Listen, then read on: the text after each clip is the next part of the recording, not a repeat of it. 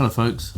It's Sunday morning, and we're just regrouping, really, after the conference yesterday. And it's kind of sensory overload, really. So much information has gone in, and maybe it's just because it's Sunday morning, but I'm struggling to make sense of a great deal of it, really. Yesterday we were at the Council for British Archaeology in collaboration with Wessex Archaeology and Bournemouth University conference entitled Sunrise Over the Stones. We attended the conference on your behalf. we did. Tough job, somebody's got to do it. Really, because the lineup of archaeologists speaking, it's just a stellar. It was a fantastic day. Yes, it really was a fantastic day. Lineup. Yeah. So our job is at least to convey some of what we took away from yesterday. And give you a flavour of what our impressions were. Although I think it's fair to say that, because we don't need to do a big number on this at this stage, it's no point. That the interesting thing is that there were so many little nuggets that in themselves they're enough just to go, really? And that's it. You don't need the big kind of archaeological rundown on on individual sites. It's the fact that there are these pieces of information that are just quite bonkers. Well, if we chased them all up, we'd spend forever in a day, wouldn't we? Yes. So we'll just have to be selective on your behalf. Anyway, sorry, go on. No, I was just going to say we don't even have to do it in any form of running order either, do we? It's just what were our personal takeaways. Straight away. I suppose Gareth Chaffee and his excavations near Datchet and on that other farm, and the extraordinary wealth of finds associated with enclosures in that Thames Valley area between Slough and round about Windsor, between Slough and Heathrow, isn't it? Yes. Datchet. Well, I didn't know where Datchet was. Fair enough. To be, Heathrow. That sort of gives you a fair. You can see Windsor Castle from the dig, apparently. The sheer amount of finds coming out of the ditches there. Dates of that. Stuff being uncovered. It was early. 3.5, wasn't it? 3.6? Yeah. BC? Sorry, we're talking in jargon. So another takeaway, confirmation from Mike Parker Pearson of or strong evidence than last time I heard him speak about the possibility that the bluestones existed in a pre-existing stone circle in Wales, not far from the Preseli Mountains, before they were brought to Stonehenge. Yeah. Yourself? That actually, I gasped. That's off the top of my head. Yes, I gasped at that because what Mike Parker Pearson showed was a plan of the circle in Wales.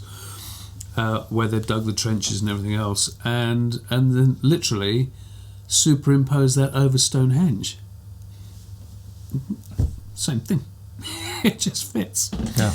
And another interesting thing about Parker Pearson's talk was they have pinpointed the exact spot that the altar stone at Stonehenge came from. And that is a lot further east than the rest of the stones. And what that's telling you is that the idea that the stones were brought by sea or around the coast is probably wrong. It does imply very strongly that they were all carried over land. That in itself is quite a wonderful thing to have extracted. Yeah. Anything else? Headliner? Headline sort of takeaway. Still. Headline takeaway. Well, do you know what? One of the bombshells for me, which is one of those dope moments that how did we not know this? Because we just take it for granted, the stuff that we're fed from childhood onwards. And it was Julian Richards making the point that the Romans, you think Stonehenge, it's always been there. Stonehenge, globally, you could argue, the most important megalithic site in the world. And the Romans never mentioned it. I think, well, that's a good point, actually. The dots had not connected in my head ever. Yeah. The Romans never mentioned it. And why didn't they mention it? Well, you can only guess, but, our chatting about it afterwards, why? And that's because the Romans did like to tell people that we were a bunch of heathens over here who were just savages who needed beating into shape. And maybe displaying or talking about Stonehenge elsewhere really contradicted the flavour that they were trying to give about what the Brits were actually like. Yeah. But that really got me. So the lineup for the day, we had Tim Darvill, Professor Tim Darvill, Josh Pollard, Parker Pearson, Gareth Chaffee, Melanie Pomeroy Kellinger, Julian Richards, who and unfortunately Janet Montgomery talking about the Beaker people couldn't make it. But Janet McKinley took her place. Oh yes. Janet McKinley is very strongly associated with the Amesbury Archer. Yes. Yeah. Peter Marshall and Alison Sheridan. That was a lineup for the day, and looking at the agenda, it was amazing. I thought it was extraordinary that we got it all in, basically, and had time to eat cake and chocolates, cake and biscuits, and we did eat the nice buffet. We did eat. So yeah, actually, just random bits and pieces. One of the things also fascinating, and because of modern technology, we keep saying it all the time, the modern technology is just giving us so much. The Amesbury Archer, and he was a youth, wasn't he? That he was the associated burial. It was a much younger, I think. Anyway, the DNA has shown, and they are still doing work on it, but they do know now that they were related. So there's a family relationship there, but they were not father and son. And it's just wonderful that we can tell these things. But we don't as yet know what that relationship is. It'd be interesting to see what comes out of that. So our good friend Professor Tim Darvill, we can say that actually. That's not being facetious. No, Tim's been really good to us. Well, he wrote the foreword for our book to begin with. Yeah. That was 10 years ago or more, so the connection's been there for a long time. But it's the first time really in the last, what should we say, months really. Yeah. Well, no, we'll say the last year. Yeah. Because you were on a dig with him. That's right, on the Sisters Longbarrow dig in the Cotswolds. It's the first time that we've ever been able to just... But it's become a really strong association now. So if you hear us mentioning Tim Darvill, it's with a special... there's a special relationship. Yeah, so there is. And indeed Kath Walker, who is who's become a good friend and just so solid in her research with axes in particular. Without whom we wouldn't be making so many of the contacts, really good contacts that we're making now. So that there's a huge takeaway for us, from being at the conference, is lining up interviews with proper people, so that people. It's all very well listening to us two scraping the barrel as far as what we've learned, but being able to bring in proper experts and I tell you an exciting one that I'm looking forward to, because with my natural history hat on as well, I mentioned this ages ago when we were talking about the Devil's Quoits, when we did the film about that. Stanton Harcourt in Oxfordshire. And this is an interview we're going to line up with a chap called Mike Allen. His speciality is with gastropods. Aren't you thrilled? Yes, absolutely. He's one of the guys who he will extract snails from an excavation, so like a henge ditch, and from that you can tell if you can identify the species. That's gone off again, hasn't it? That's all right. Oh, is it still there? Yeah. So you can extract the snails from, say, the ditch of a henge, and by identifying the species of snail, you can tell what sort of environment it needed, because there are snails that live on sedges. There are snails that want a bit of sunshine on their foliage while they nosh around underneath. There are snails that want it dark and damp, and they can actually tell how the landscape changed over time from where they extract the snails from the levels of the infill in the ditch. What a fantastic science! Anyway, that's what Mike Allen does, so we're going to get him on to talk about that. I'm really looking forward to that one. He gets quite excited by these things. What's not to love about that? Oh, do you know? I know. Do you know what? There's not that many men or women who you can sit down at dinner and somebody goes, "Have you seen this one?" And he was actually passing a photograph of a lemon slug across the table to me last night. Doesn't happen very often. It is a joy. Wonderful. Over a curry, wasn't it? Yes. Over a curry. Yeah. Anyway, what was surprising? So the proceedings are kicked off by Tim Darvill, and what was surprising actually wasn't. I mean, gosh, he's written enough words. He's spoken of love lectures and spoken to enough people, not least of which are lovely tour participants that he joined us but he wasn't there really to talk about the stones per se or any kind of research.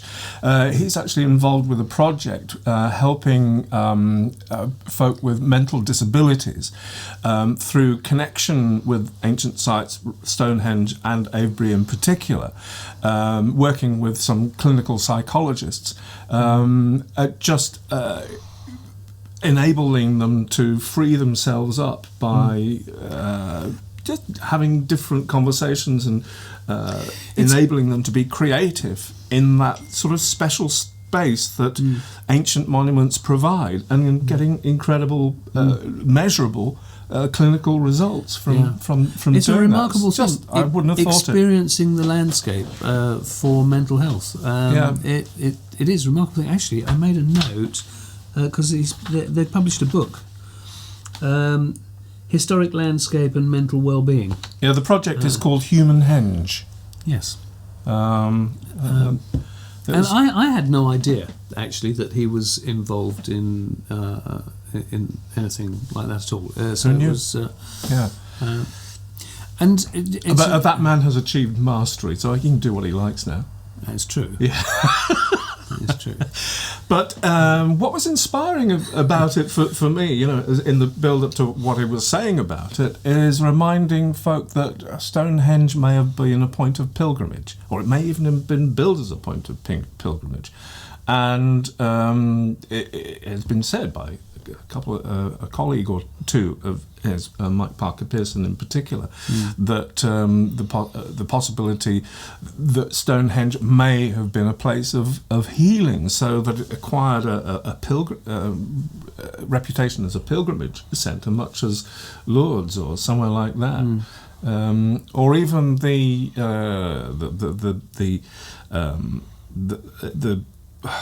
that was Tim, wasn't it? Tim thought it was a place of healing. Parker Pearson thought it was a place of the dead. Oh, that's right. Nice little exchange, but you'd have to have been there. Yes. But the spiritual thing as well, centres like Mecca or Compostela de Santiago, or things like that. And Hajj. I actually was not familiar with Hajj at all. And there you go, things we learn. But I found that quite interesting and useful sort of placeholder for thinking about the possible meanings of Stonehenge. But, that's what his talk was about. So do a search on Human Henge. if you want to find out more about that. Tell you one of the other things that impressed me was Josh Pollard talking about the Wiltshire landscape. And I mean, you know, there's so much that you can go into. I was blown away by some of the stats that I don't know what they mean to me, but for example, there is one particular place that they excavated called, was it Knoll Down? Is it Knoll Down? It's Knoll, I think it's Knoll Down. Okay. Which is in the Avebury landscape. And he said Knoll Down, yeah, not going back there again. And he just left that and carried on talking. Well, why are you not going back there again? And then when he came back round to it as well, they were finding, when they were doing the excavations, averaging 1,500 pieces of worked flint per square metre. It's like, what do you do with an excavation like that? That's just that's decades of work, you know, it's just stop it, no, leave it alone.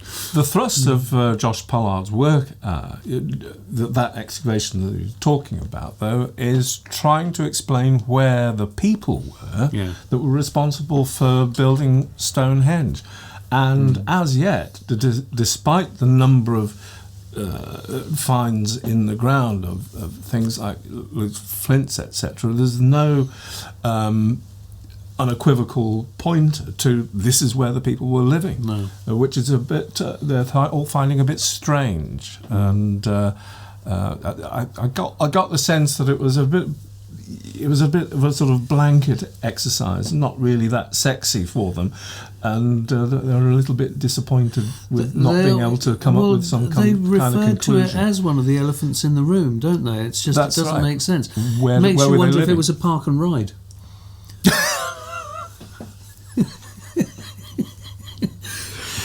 Oh, here we go. Yeah. Well, but in saying, you know, that's the elephant in the room, they want to go back to Windmill Hill and Overton Hill, is it? And somewhere else to really find, maybe we've overlooked something about where the folk that were responsible for... Was there some at Lark Hill as well? Was that one of the other... Could be. Maybe. Could be. I don't know. So on memory... Too much. Well, it's just a day of... How many speakers do we have? 7 speakers? Was it 7 speakers? Yeah. You know, and you're just trying to take it all in. Do you know what? I was saying to Mike earlier, actually, this is one of the things that you need different hats, because I sit down in a university lecture theatre like that, and I'm a student again. And so I'm sitting there and I'm making notes, but I'm making notes on a notion of, you know, as a student, this is stuff that I want to go away and research further and all the rest of it.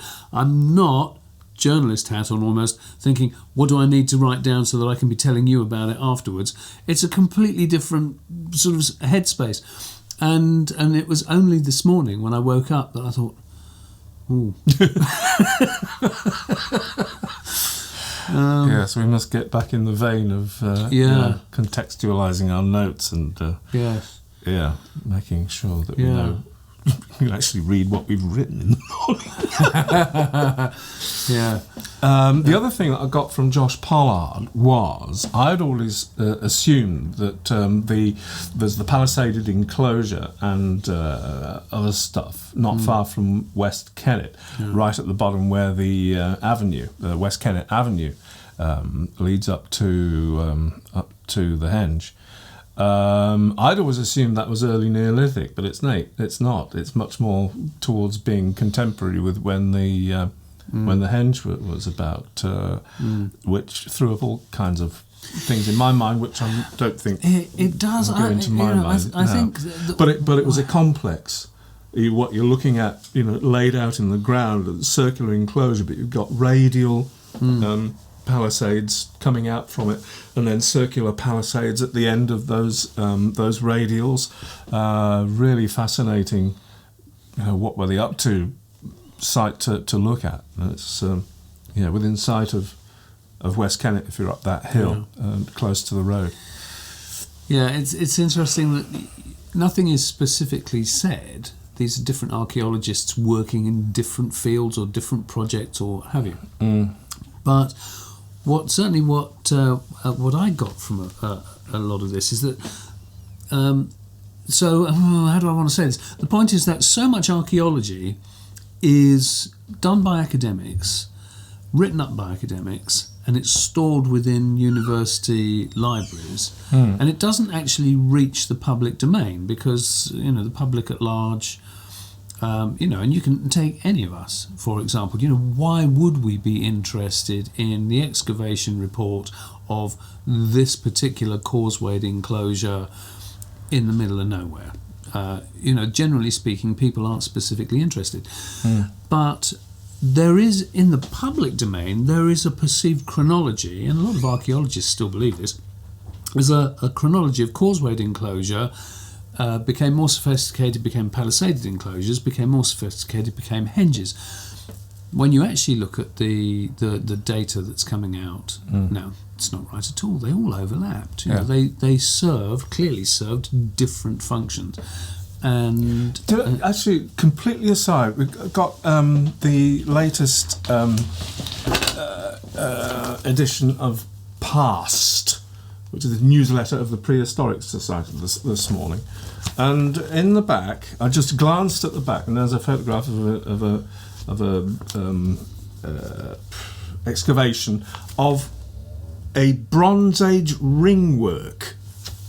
Yeah. So, what can possibly differentiate a Bronze Age ringwork from an early Neolithic palisaded enclosure? Yeah.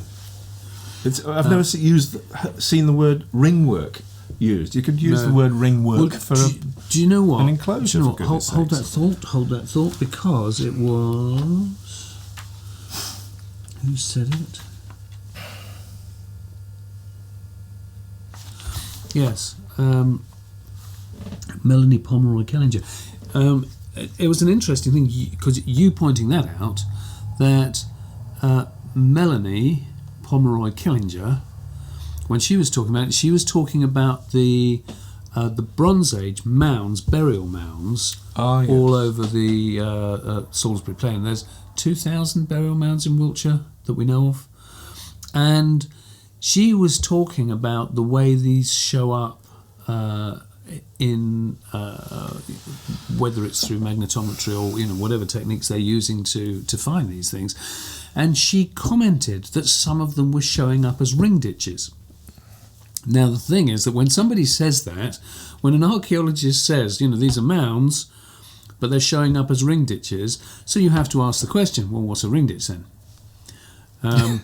Because this is terminology that we as non-academics, if you like, we accept the terminology, we accept this vocabulary, and in actual fact some of it is a seriously movable feast, and so calling something a ring ditch might not at all identify what it actually is. Do we have a problem, Leica? Hello? Excuse us? We're working here. Right, are they gone? Can we continue? Thank you. So basically, there's what shows up on whatever the scanning methods might be, but what shows up as a ring ditch could be a ring cairn, it could be a barrow, it could be the remains of a hengiform, it could be all manner of things, but they're calling it a ring ditch because that's what's showing up. We need to leave space in our heads for the terminology to be a movable feast. Do you know what? I was sitting next to Tim Darvill at dinner last night, and he was saying these very things, that we get completely hidebound by categorisation. Yes. And he was saying that as somebody who is obliged to use the categorisations. Yes. But at the same time, he's saying, do away with them. It'll free yourself completely to be able to better describe, perhaps, what's going on. So, coming from him, I thought that was... Well, it's interesting, isn't it? You take... there's a wonderful book, Caroline Malone's book, Neolithic Britain and Ireland. And she has... there's pages in that are categories of barrow. Saucer barrows, bell barrows, all of these things.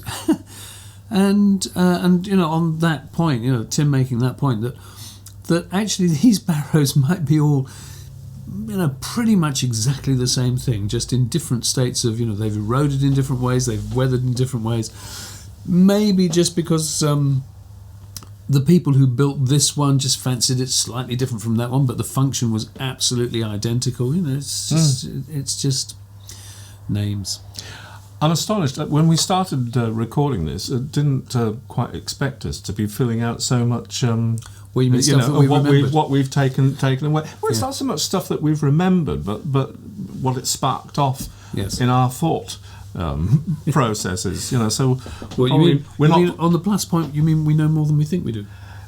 Possibly, but we're not actually doing the job of reporting on the on the conference, which is fine. I mean, I hope this is all interesting, but it's very much the thought process that it has sparked off listening to folks. Well, the conference has certainly given me a whole load of things that I want to go and look up and read up on, because there's just so much stuff you realise you don't know. And one of the most impressive things of all, actually, is the amount of work that is going on that you never hear about.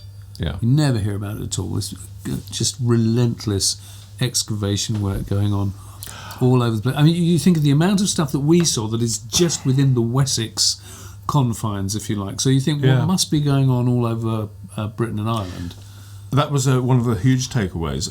I mean, it's something I think I probably understood, but I never quite really got at a lower level. I can't remember who it was that made the point for us. Is that the vast majority of archaeological excavation that is going on in this country is not monumental. It's not based around a monument like Avebury or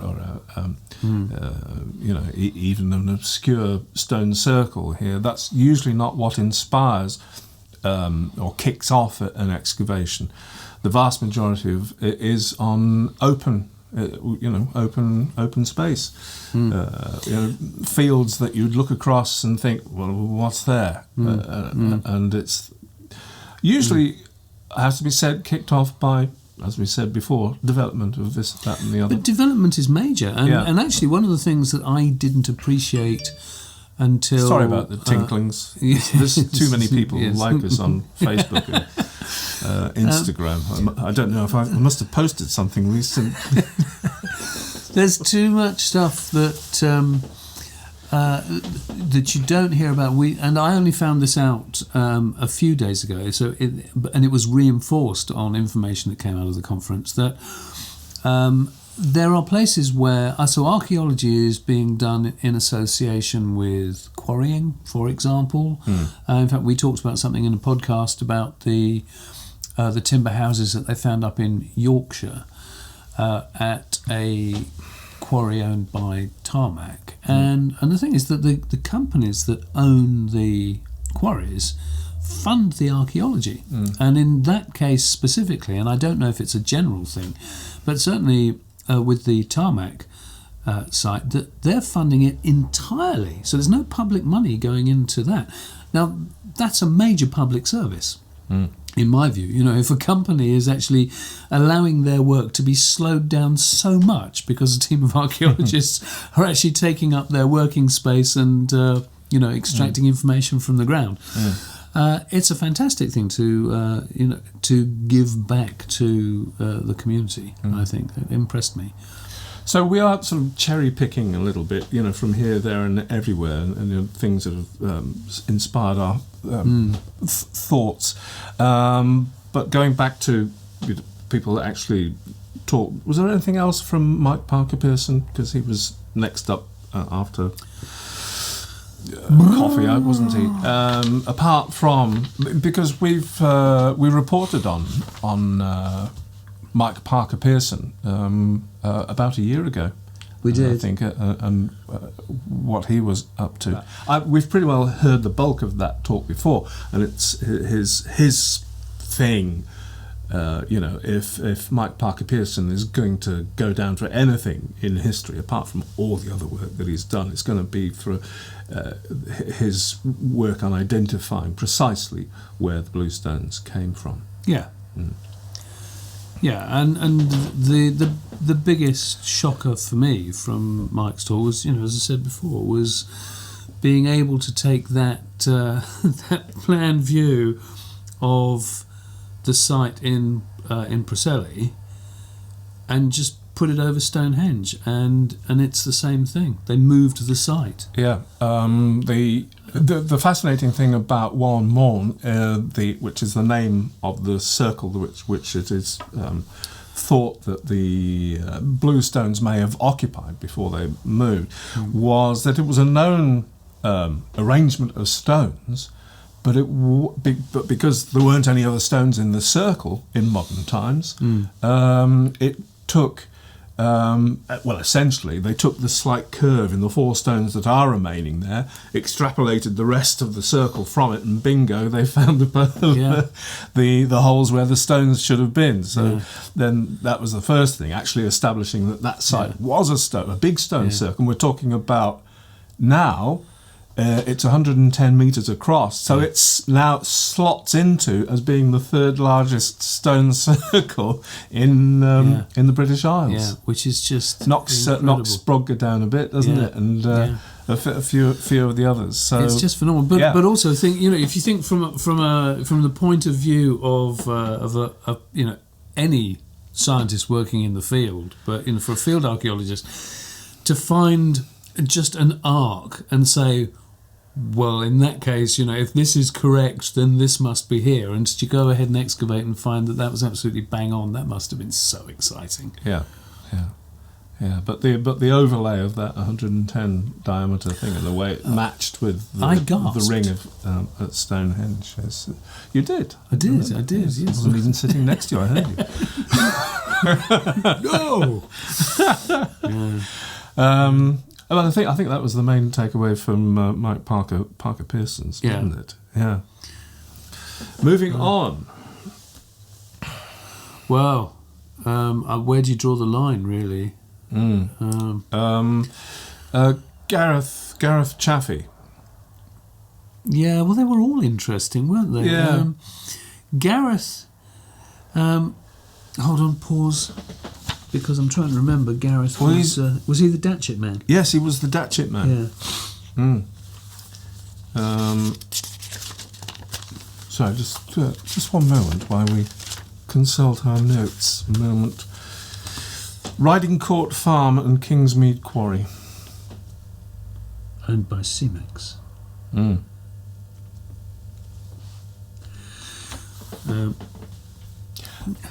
Bizarre. This is the man in charge of excavations near Datchet that we were talking about earlier. The first note I've got under him is Stanwell Curses. Under that I've got horse, 11,000 years before present. So 9,000 years BC. Horse. Horse bones in the excavations of those enclosures. Am I being silly? I didn't even hear that. I didn't write that down. You're gaslighting me now. Perhaps I made it up. Horse, 11,000 years ago in Britain. Well, exactly. Pause a moment, while we'll sort of... We'll have to come back to you on that. Yeah, we'll have to come back to you on that, because I'm thinking... Sure, I heard it right. I'm now trying to think if this is 11,000 BC. Did you say? 11,000 BP. Okay, well, even so we've still got 3 question marks after. Well, but so in that period, because I'm trying to think prehistoric natural history, because we've still got Prowalski's horse in Poland. So yeah, okay, maybe. I mean, because you've still got Dogger Bank in that period and all that. So you could have walked across from Eastern Europe, couldn't you? All right. It just seems such a rarity. That's just astonishing. Yeah. I don't know how I missed that. I wonder if that was when I was sitting next to Kath Walker. I wonder if that's when she poked me because I...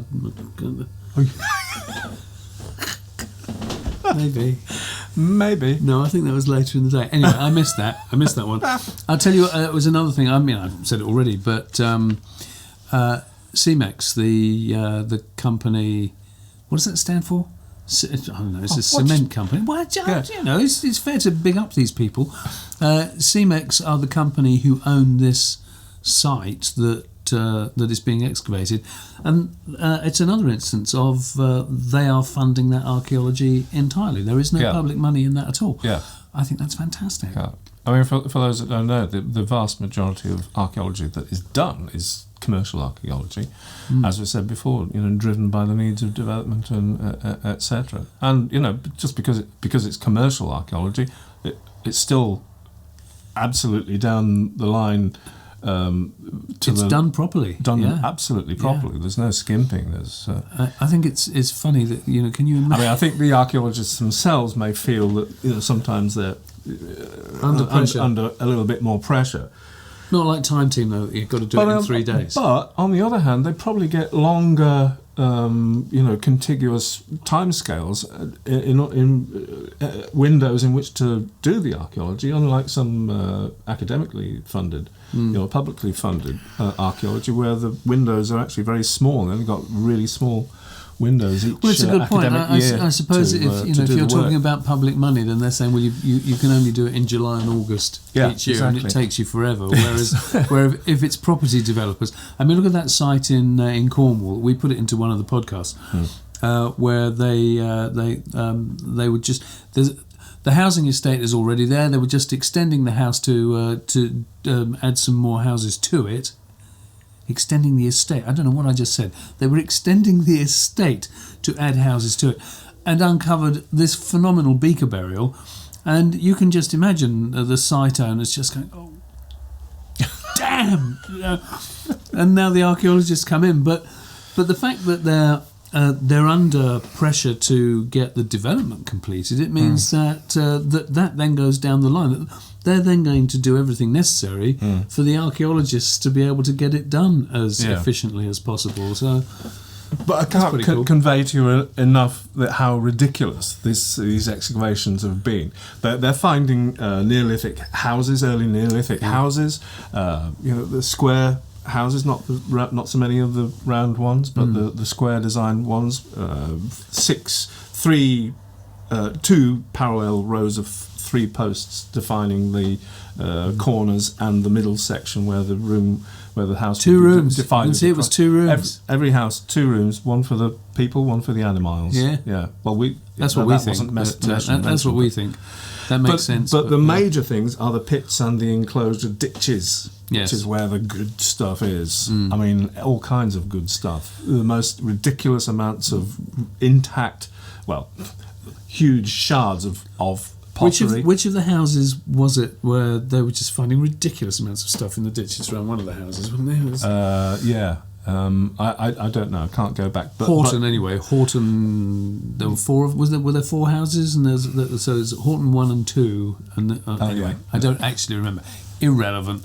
They're just finding a crazy amount of stuff. Do you know? And having been on an archaeological dig, the sight of 2 very happy young archaeologists holding up bits of stuff that they found, you know, it doesn't happen. If you're on an archaeological dig and you find something, that's a red letter day. I got the impression that everybody scraped them. Hey, look! He said, pointing to the picture of them, he said, these are 2 people that don't know that this archaeology isn't like this. The smiles of 2 people that don't yet realise that archaeology isn't like this. So it's just the plethora. So I can't speak to any detail about that, though, apart from that. I don't think there was just too much. Fantastic. I'll tell you what was particularly interesting about those excavations. They did. They found a Langdale axe there, didn't they? I've forgotten that. In fact, the honest truth is, he said that they found axes from, and he named 2 places, which were, and a Langdale axe. Okay. And I think one was Cornish. I don't actually remember, but the point is that they found a Langdale axe, and it's a big deal for me because and maybe it's just because it's a marker for me in my own head that when you find just how far and wide Langdale axes do crop up. Yeah. So to have that, in the Thames Valley, there is an axe that came from the high hills of the Cumbrian mountains. You know what I mean? Yay.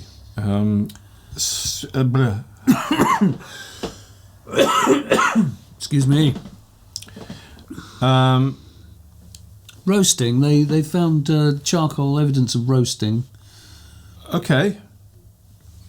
That shouldn't be any kind of surprise at all. It's just nice when they find it. Not really. I mean, these things are found everywhere, but it's the sheer volume of stuff coming out there. It speaks to a very, very lively community in this particular place. Anyway, so moving on. Melanie Pomeroy.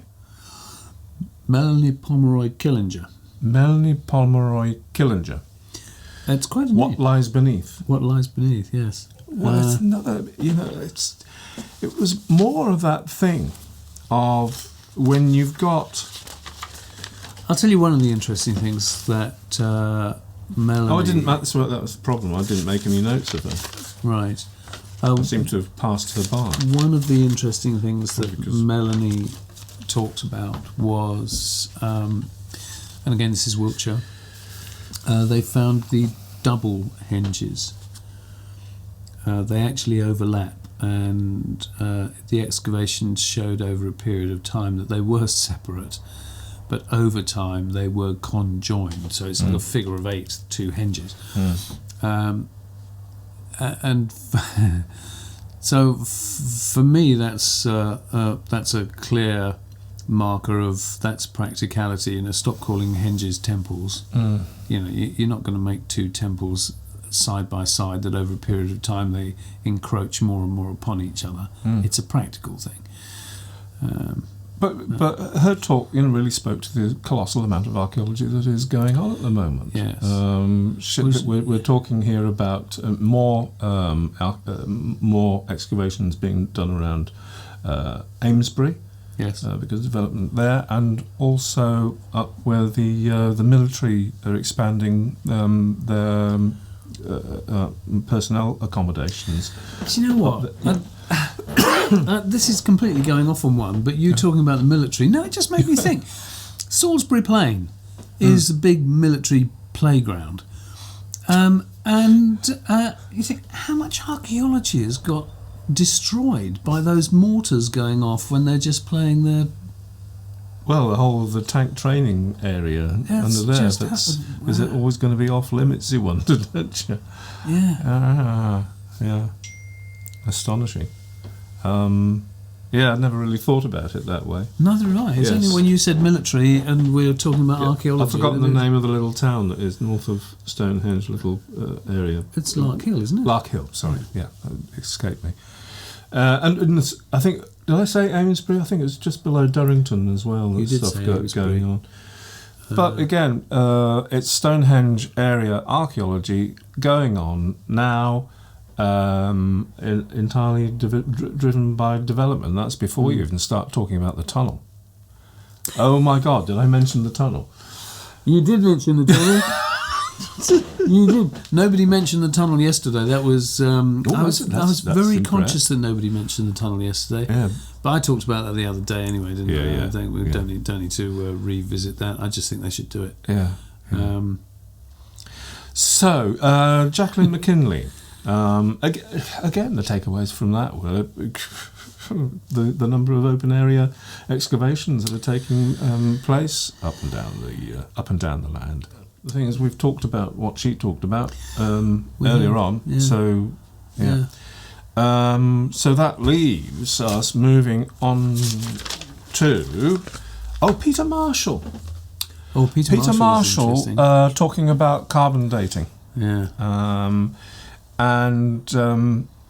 Although carbon dating is extraordinary and gives us the dates, so many of the dates that we've got, the calibration that is used to provide those dates is constantly being adjusted Well, as new data from tree rings becomes available. That's how they calibrate these carbon-14 is by using trees.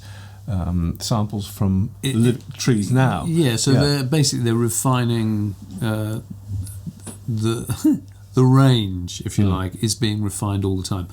So where you look at any set of carbon-14 dating, and it will say that that it's from whatever BC to whatever BC. It doesn't matter. You can have a range that, depending on the clarity of the results, it can be anything. It could be within a 1,000-year period. It could be within a few hundred years.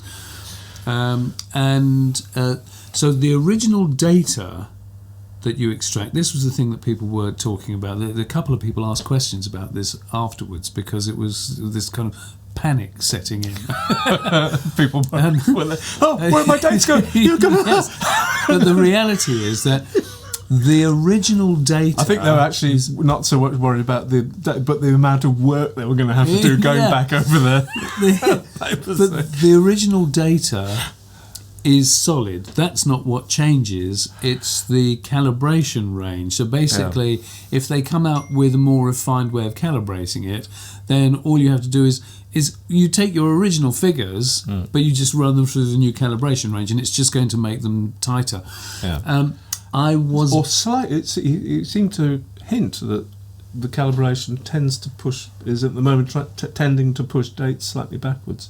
By about 50 or 100 years. Interesting, isn't it? Only slightly, There was one very interesting thing that I didn't talk to anybody about, and I really do need to look into it. That this was nothing to do with what was going on in the conference.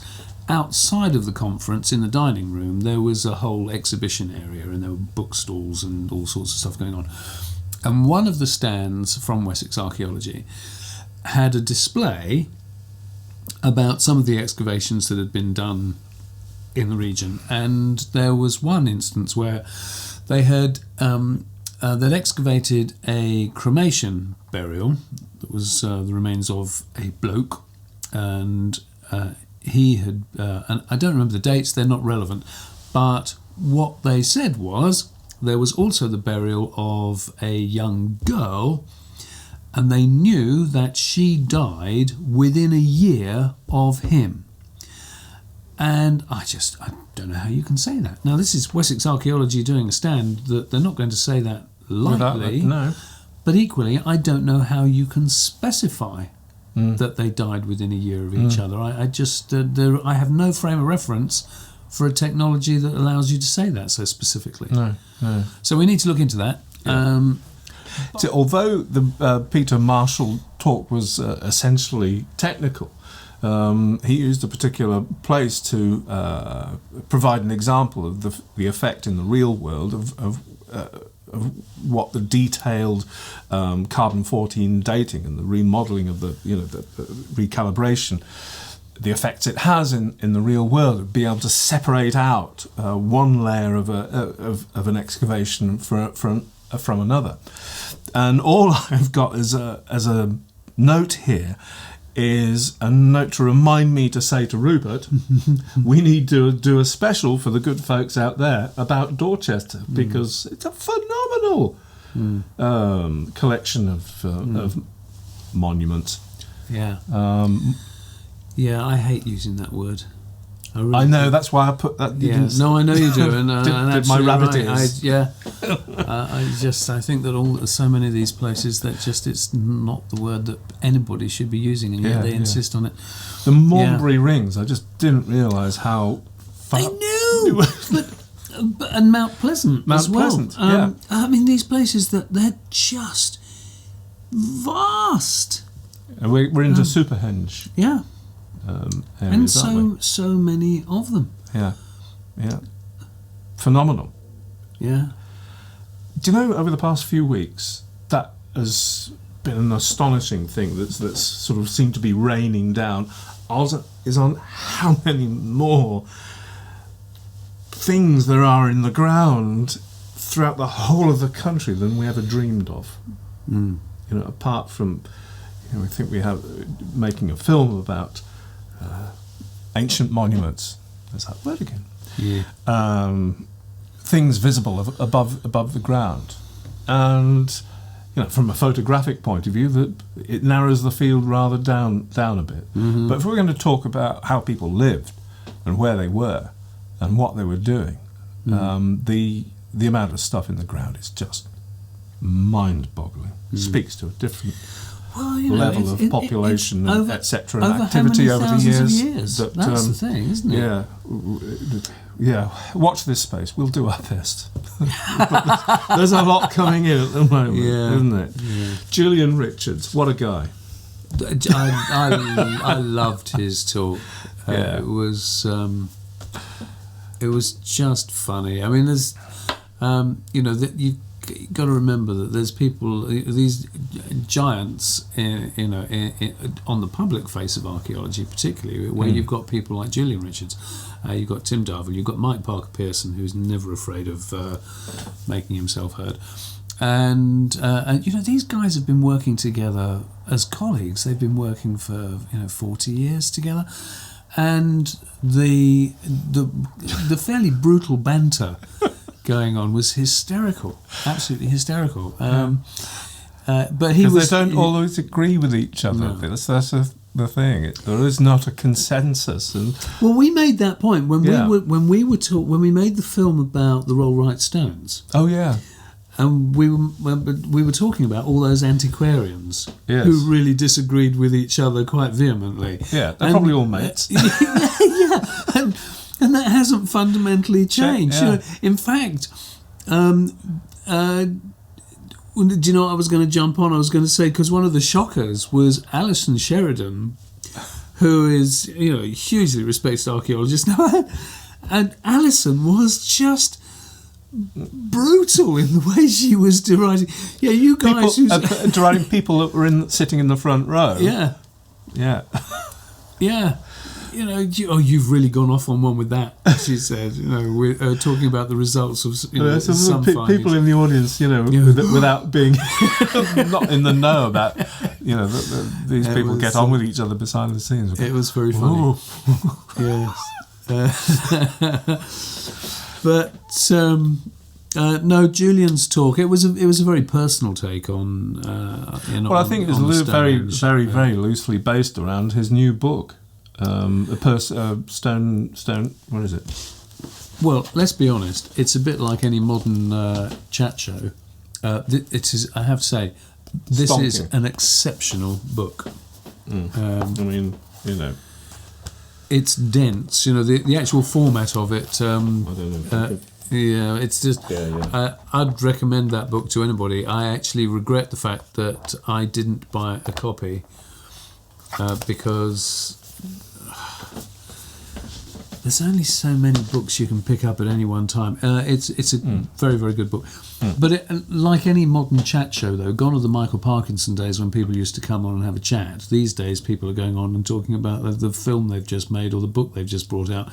Yeah. And Mike Parker Pearson, first volume of it's a 4-parter. The first one has just gone to press. That's going to be about Stonehenge. Yeah. Tim's book about Human Henge. Yep. That's now available. Julian Richards' book Stonehenge, that's now available. So they're all touting. Knock yourselves out. Their new books. Yes. Yeah, and he's we've got Alison to come. But yeah, that was the healthy and friendly professional rivalry amongst top-notch archaeologists. It was a sight to behold. Do you know what? Actually, that's a point in itself, because from an outside the academic world point of view, you read data, and I'll emphasise that you read data, and you presume that their conclusions are based on these scientifically measurable facts, and therefore okay, good. We've now, we can now write that one down. We've learnt some more. Well, apparently not. These guys are arguing with each other, saying, "I don't agree with your findings at all." So where that leaves us is, is a moot point. We came away really on the basis of thinking, it comes down to who you politely listen to. Yeah, it's which one makes sense to us, and I just hope that because we overflow with common sense, that we give you, we certainly give you the best information we can at any given time. But this is the huge advantage of having, befriended some of these people. As I say, talking to Tim Darvill yesterday, he and I heard it from other voices as well. Science that may sound as if it's established sometimes gets a bit dogmatized because scientists only rise to the top. The cream rises to the top. They're very dependent on publication in the scientific journals. And even with the scientific journals, they only get published if they've got something remarkable to say.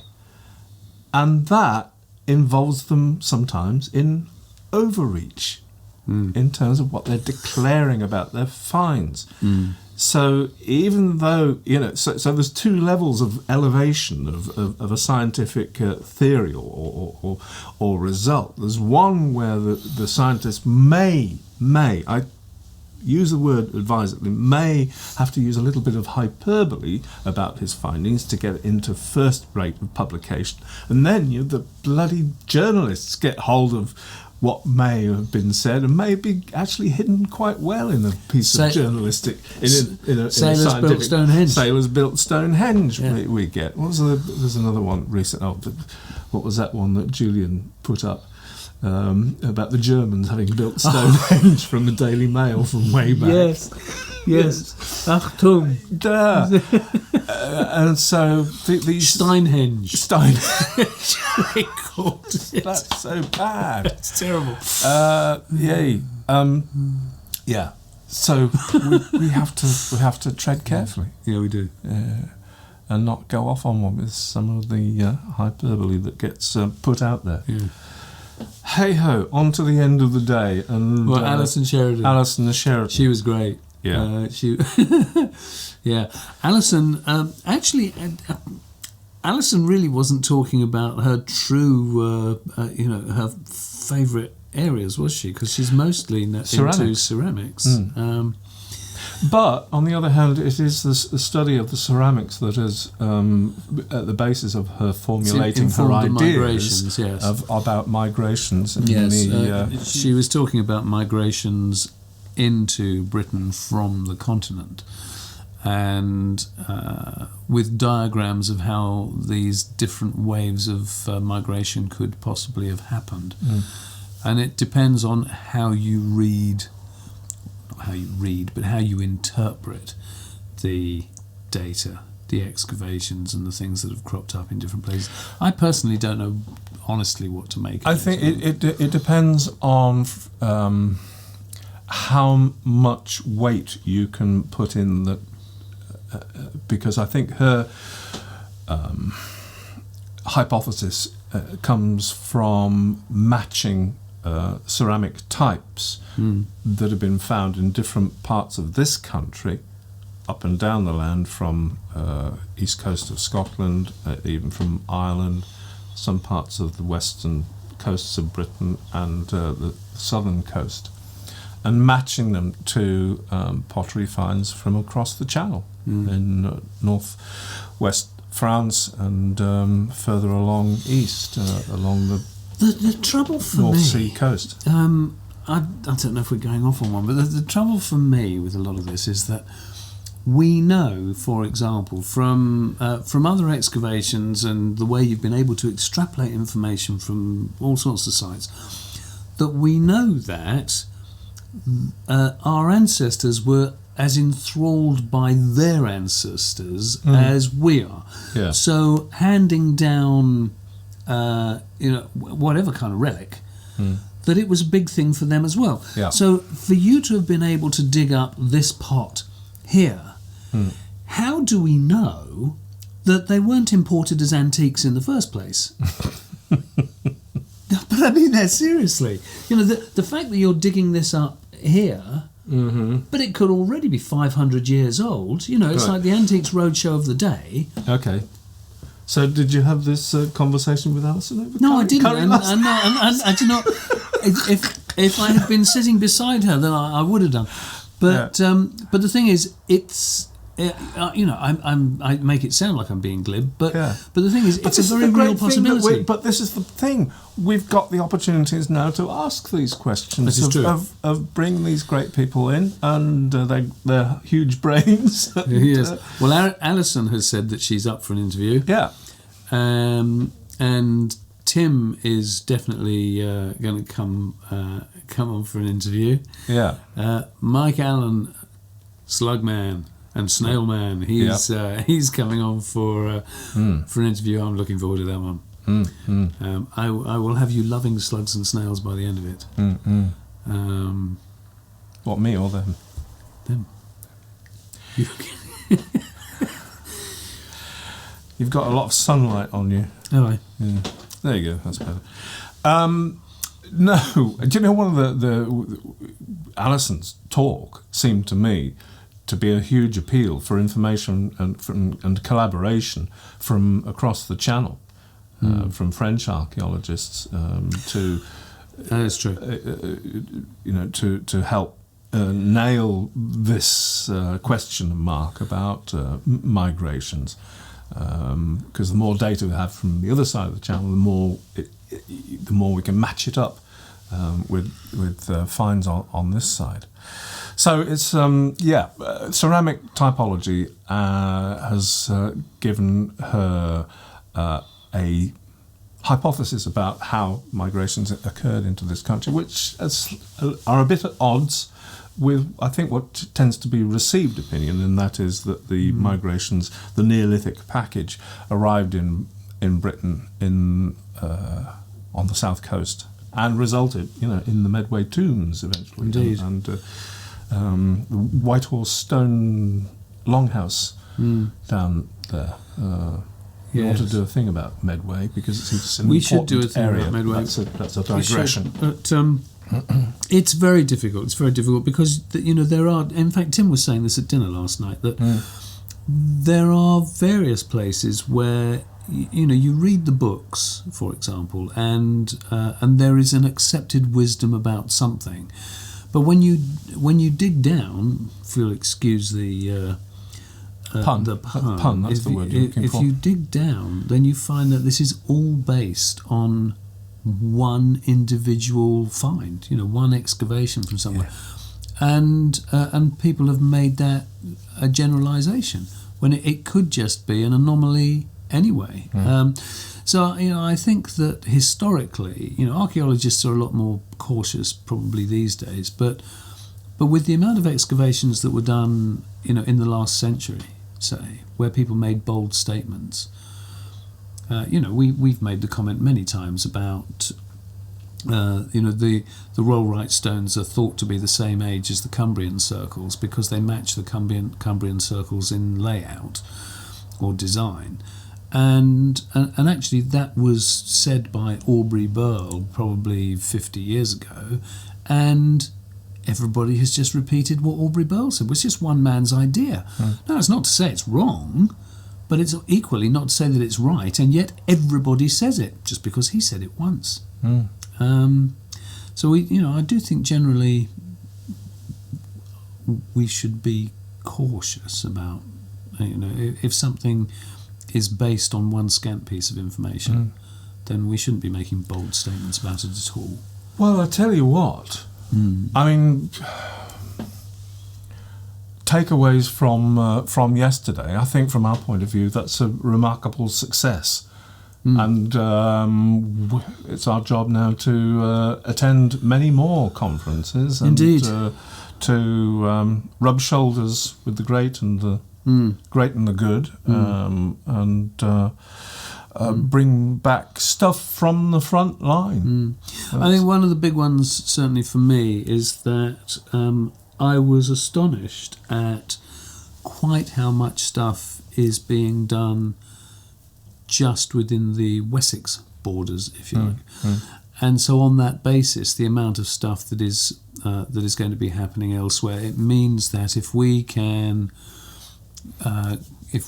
look at conferences in different parts of the country, really, and see, who we can talk to on the ground in all these different places to find out more about the work that's going on that actually never hits the public domain.